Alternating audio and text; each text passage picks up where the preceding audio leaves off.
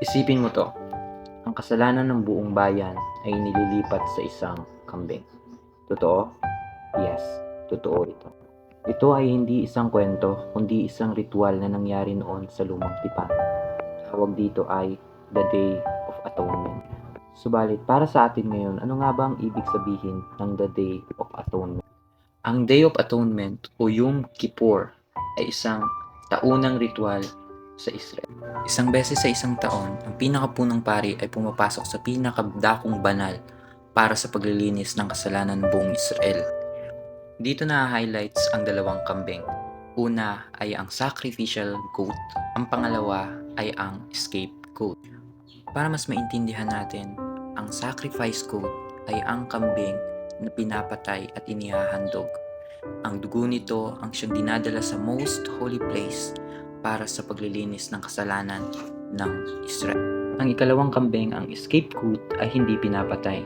Dito ipinapatong ng mga pari ang kanilang kamay upang sa paglilipat ng kasalanan ng buong Israel. At pagkatapos, ito ay pinapakawala. Dito ipinapakita ang dalawang ideya na una, may kapalit ang kasalanan.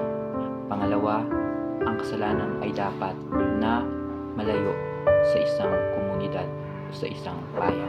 At alam niyo po ba na ang ritual na to ang isa sa pinakamalalim ng kapatawaran sa buong kasaysayan, na kung saan ito ay sumisimbolo sa ating Panginoong Jesucristo, na kung saan siya ang sacrificial lamb na ibinigay sa atin.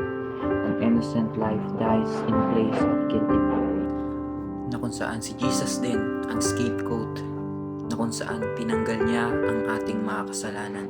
Hindi niya lang tayo pinatawad, kundi tinanggal niya rin lahat ng kasalanan na meron tayo. Psalms 103 verses 12, as far as the east from the west, so far as He removed our transgressions from us.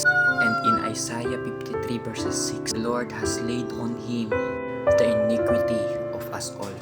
Hebrews chapter 9 verses 12, entered in the most holy place once for all by His own blood, thus obtaining eternal redemption.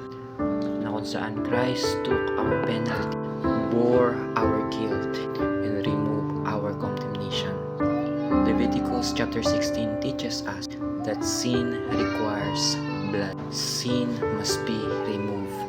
And God provided all of these things through Jesus Christ.